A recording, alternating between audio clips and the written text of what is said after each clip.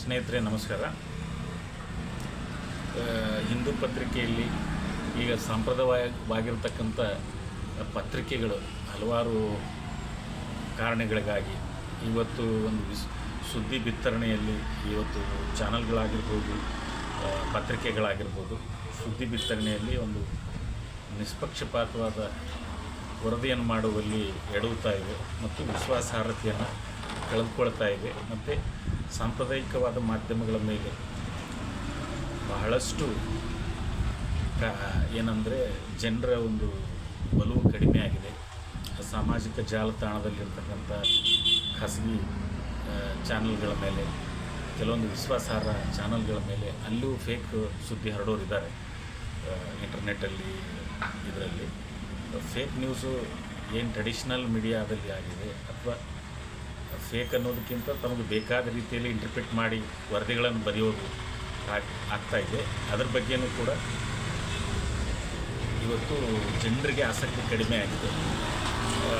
ಇಂಟರ್ನೆಟ್ನಲ್ಲಿ ಕೆಲವೊಂದು ವಿಶ್ವಾಸಾರ್ಹ ಮಾಧ್ಯಮಗಳು ಏನಿದೆ ಆ ಟೂಲ್ಗಳ ಮೇಲೆ ಒಂದು ಅವಲಂಬನೆ ಆಗ್ತಾಯಿದೆ ಅಂತಕ್ಕಂಥ ಒಂದು ವರದಿಯನ್ನು ಕೂಡ ಇವತ್ತು ಹಿಂದೂ ಪತ್ರಿಕೆ ಹೇಳ್ತಾ ಇದೆ.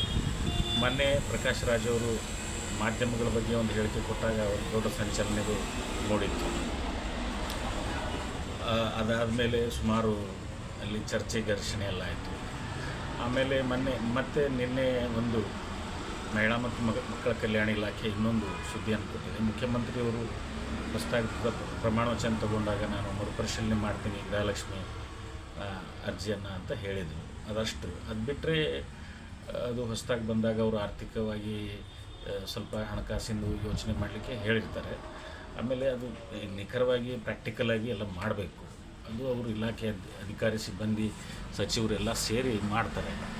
ಆದರೆ ಮುಖ್ಯಮಂತ್ರಿ ಹಂಗೆ ಹೇಳಿಬಿಟ್ರು ಅಂಥೇಳಿ ಆ ಮುಖ್ಯಮಂತ್ರಿ ಒಂದು ಹೇಳಿಕೆನೇ ಅಡ್ಡ ಚರ್ಚೆ ವಾರಗಟ್ಟಲೆ ಚಾನಲ್ಗಳಲ್ಲಿ ಚರ್ಚೆ ಆಗೋದು, ಪತ್ರಿಕೆಗಳಲ್ಲಿ ಬರೆಯೋದು. ಅವರು ಹೇಳಿದ್ದು ಏನು ಅಲ್ಲಿ ನಕಲಿ ಮತ್ತು ತೀರ್ಕೊಂಡಿರ್ತಕ್ಕಂಥ ಮಹಿಳೆಯರ ಹೆಸರಲ್ಲಿ ದುಡ್ಡು ಹೋಗ್ತಾ ಇದೆ ಮತ್ತು ಟ್ಯಾಕ್ಸ್ ಪೇಯರ್ ಕೂಡ GST ಎಲ್ಲ ಟ್ಯಾಕ್ಸ್ ಪೇಯರ್ ಕೂಡ ಅದರಲ್ಲಿದ್ದಾರೆ. ಅದನ್ನು ನಾನು ಮಾಡ್ತೀನಿ ಅಂತ ಅಷ್ಟೇ ಹೇಳಿದ್ದಾರೆ.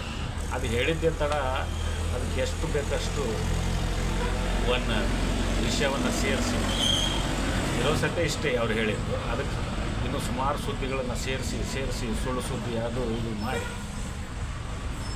ಜನರು ಇವತ್ತು ಆಫೀಸ್ಗಳಿಗೆ, ಇಂಟರ್ನೆಟ್ ಸೆಂಟರ್ಗಳಿಗೆ ಅಲೆದಾಡುವಂಥ ಸ್ಥಿತಿಯನ್ನು ಇವತ್ತು ಈ ಫೇಕ್ ಮೀಡಿಯಾ, ಈ ಇಂಟರ್ನೆಟ್ಟಲ್ಲಿ ಟ್ರೆಡಿಷ್ನಲ್ ಮೀಡಿಯಾದಲ್ಲಿ ಕೂಡ ಆಗ್ತಾಯಿದೆ.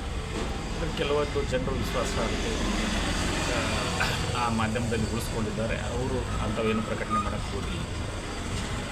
ಆಮೇಲೆ ಇದ್ರ ಬಗ್ಗೆ